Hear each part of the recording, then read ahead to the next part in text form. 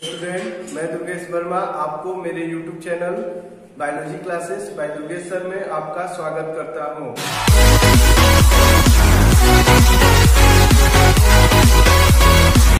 मैं आज पुनः एक नया वीडियो अपलोड करने जा रहा हूं और ये जो वीडियो है ये है आपका क्लास 9th का। और क्लास 9th में जो हम लोग लेसन पढ़ रहे हैं वो है लेसन 3rd, जिसका नेम है हेल्थ एंड डिजीज। तो इस लेसन का अनदर नेम मैंने आपको बताया भी है, आपके एनसीईआरटी के बुक में लिखा है why do we fall ill. तो दोनों का जो सेंस है वो एक ही निकलता है और इस बेसिस पे आप कंफ्यूजन में न रहिएगा कि हमारे बुक में तो दिया है why do we fall ill और टीचर जो बता रहे हैं वो बता रहे हैं हेल्थ एंड डिजीज। तो मैं आपको बता दूं ये जो है आपके 30% जो एनसीईआरटी का सिलेबस रिड्यूस किया गया है और उसके बाद जो रिवाइज सिलेबस बना है उसके अकॉर्डिंग इस लेसन का जो नेम दिया गया है वो है हेल्थ एंड डिजीज। तो उस बेसिस पे मैं ये लेसन आपको बता रहा हूं। तो मैं आशा करता हूं कि आपको मेरी बातें समझ में आ जाएंगी। अब इसके बाद इससे प्रीवियस वीडियो में मैंने आपको इस लेसन का जो टॉपिक बताया था वो था आपका difference between infectious and non infectious disease. That means infectious और नॉन इन्फेक्शियस डिजीज के बारे में मैंने आपको बताया था। इसके साथ मैंने आपको बताया था एंटीबायोटिक्स के बारे में। मैं आशा करता हूं कि आपको एंटीबायोटिक्स समझ में आया होगा। अब एंटीबायोटिक्स के बाद जो हम लोग को डिस्कस करना है वो है हमारा principle of treatment and principle of prevention. मतलब है कि कौन सा नियम है, किस तरीके से हम कोई भी अगर हमारे बॉडी में रोग होता है तो उससे हम किस प्रकार से हम क्या यूज करेंगे जिससे कि रोग हमारे बॉडी में जो हो रहा है वो सही हो जाए और साथ में वो रोग दोबारा न हो, उससे बचने के लिए क्या क्या हम उपाय करेंगे, ये दोनों बातें मैं आपको इस वीडियो में मैं बताऊंगा। तो सबसे पहले जो आपको मैंने बताया था एंटीबायोटिक्स, मैं आशा करता हूं आपको समझ में आया होगा, फिर भी एक बार मैं रिवीजन के तौर पे आपको बता दे रहा हूं एंटीबायोटिक्स क्या होता है। चलिए तो इसको जान ले। एंटीबायोटिक्स और एंटीबायोटिक्स तो मैंने आपको बताया था एंटीबायोटिक्स जो है ये एक टाइप का मेडिसिन है और ये मेडिसिन का यूज किया जाता है किल करने के लिए माइक्रोब्स को जो हमारे बॉडी में इंटर करने के बाद डिफरेंट टाइप्स के डिजीज को कॉज करते हैं या एराइज करते हैं। तो आप बताओगे, अगर कोई पूछता है तो आप बताओगे व्हाट इज एंटीबायोटिक्स, तो आप बताओगे antibiotics are those chemicals which use to kill the microbes and prevent from causing different types of diseases.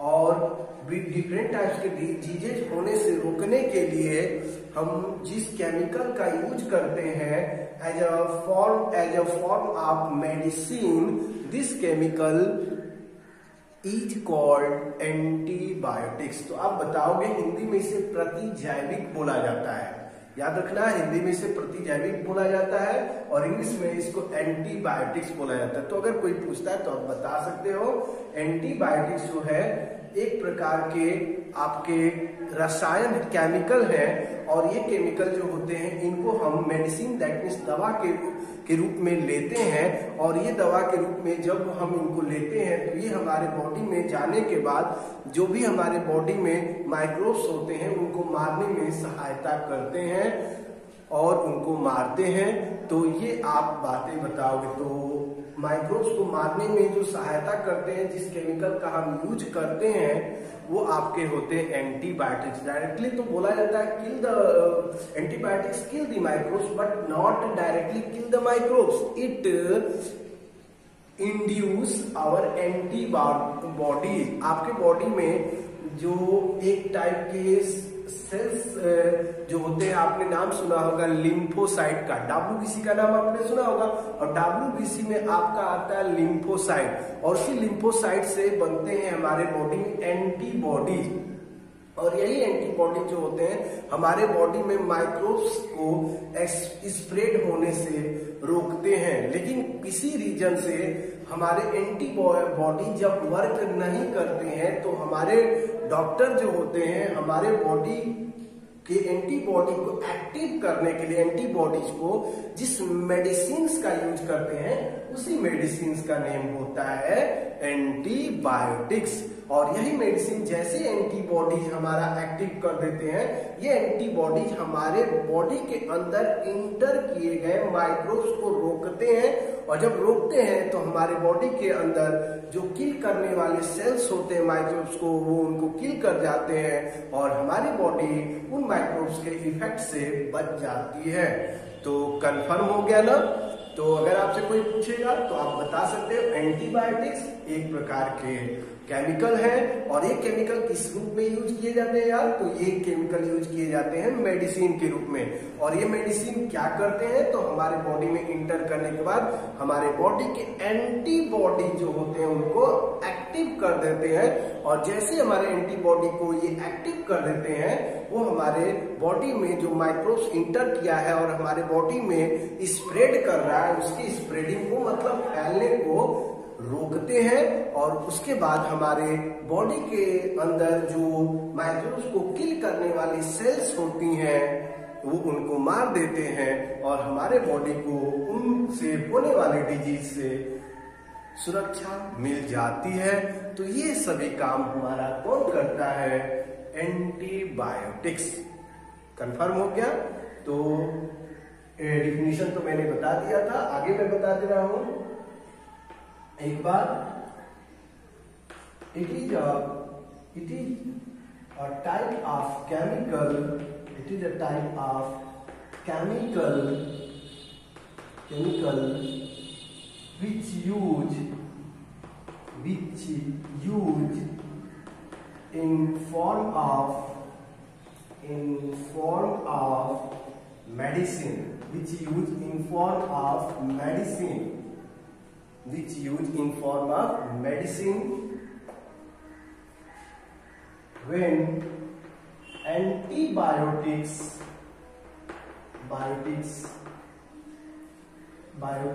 enter in our body, it induce the inactive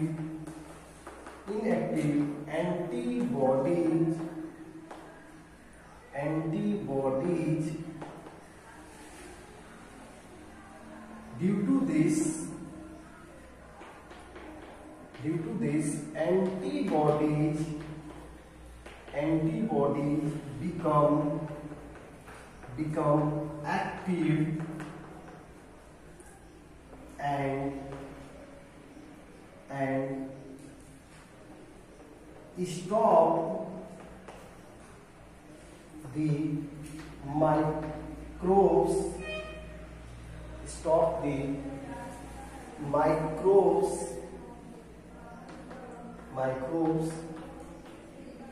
spreading in our body, and lastly our body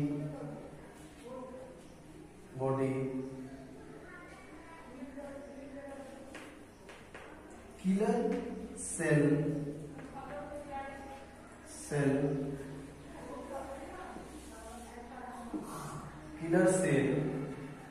like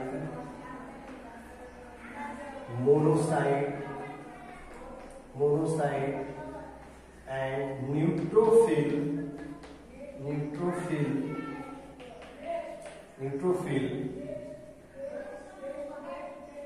kill microbe. तो आपके body के अंदर आपको याद होगा WBC की ही different types की cell होती हैं।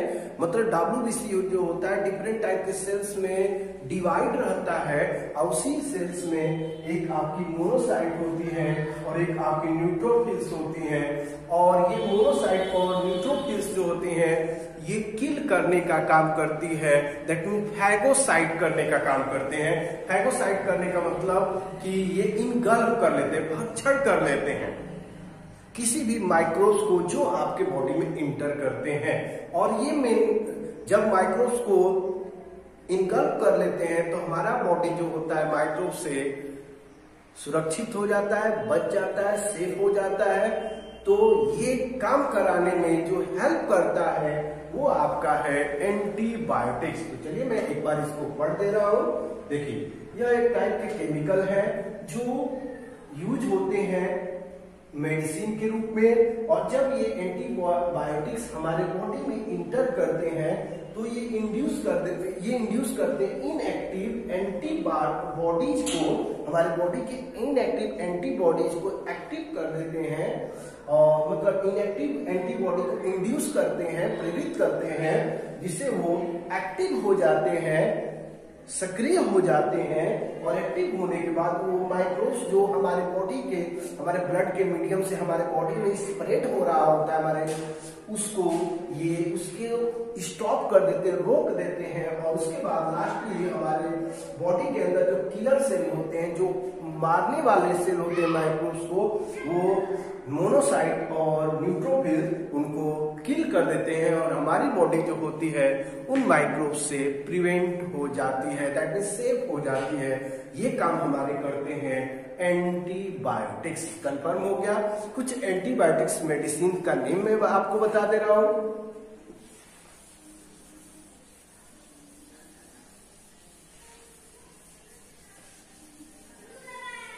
कुछ एंटीबायोटिक्स का मेडिसिन का नेम मैं बता दे रहा हूं, लेकिन उससे पहले मैं आपको बता दूं एंटीबायोटिक्स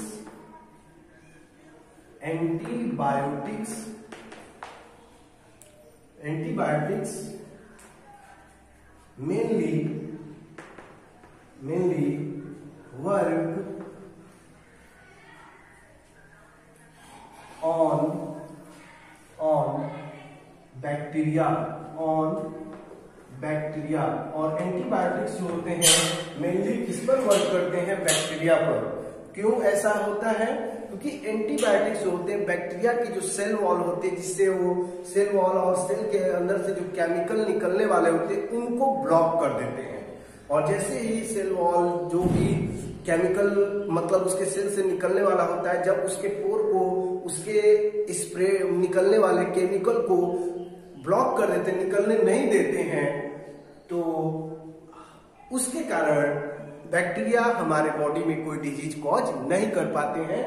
तो वो काम आपके कौन करते हैं, मतलब कौन कराते हैं, किसके हेल्प से ऐसा हो पाता है? तो ऐसा हो पाता है आपके एंटीबायोटिक्स के हेल्प से। तो आपके एनसीईआरटी ने लिखा है कि एंटीबायोटिक्स जो होते हैं ये मेनली वर्क करते हैं बैक्टीरिया पर। तो आप बताइएगा, क्योंकि बैक्टीरिया के जो सेल होते हैं और सेल वॉल होता है उसके थ्रू जो केमिकल सेल वॉल के वे से जो केमिकल निकलने वाला होता है, ये जाकर सेल वॉल को ब्लॉक कर देते हैं। और हमारे इसके हेल्प से जो भी केमिकल निकलने वाले होते हैं बैक्टीरिया के, वो नहीं निकल पाते हैं और हमारी बॉडी सेफ रहती है बैक्टीरियल डिजीज से।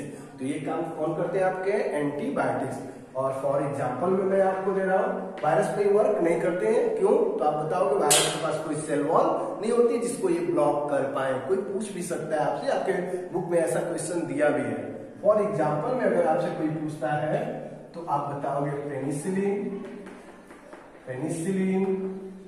इसके बाद हो जाएगा tetracycline,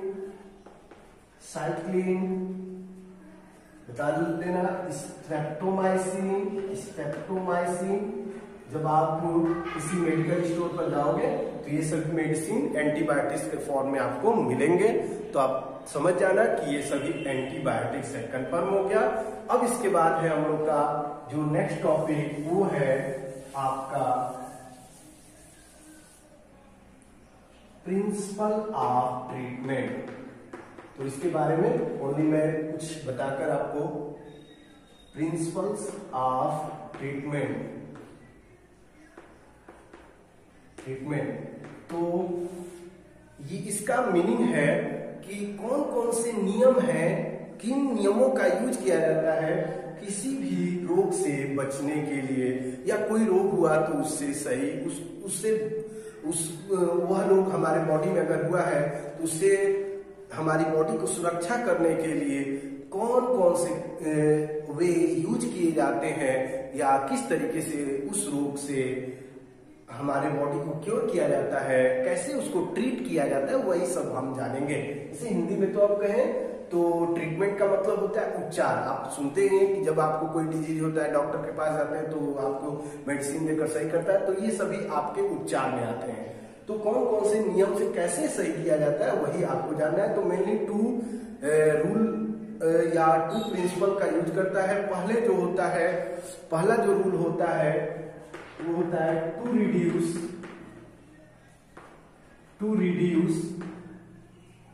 the effect of microbes, and second to kill the microbes। तो टू वे है। एक है जो माइक्रोब्स है उसका जो इफेक्ट होता है, जिसके कारण हमें, जैसे माइक्रोब्स के इंटर करने से आप देखे होंगे कि आपको बुखार हो जाता है, आपके बॉडी में पेन होने लगता है। उस माइक्रोबियल एक्शन मतलब माइक्रोब्स के डिजीज कॉज करने से आपके बॉडी में ऐसा इफेक्ट होता है, आपको बुखार होता है, आपके बॉडी में पेन होता है। तो इस इफेक्ट को पहले कम किया जाता है मेडिसिन देकर, और उसके साथ दूसरा जो होता है वो माइक्रोब्स जो होता है, बैक्टीरिया है, वायरस है, इंटर किया है तो उसको किल करके आपके बॉडी को क्योर किया जाता है। तो ये है आपका प्रिंसिपल ऑफ ट्रीटमेंट। तो ये सभी बातें आप बता सकते हैं। तो मैं यहीं पर अपने लेक्चर को एंड कर रहा हूँ, फिर अगले लेक्चर में मैं आपको अगला टॉपिक बताऊंगा। Okay, thank you.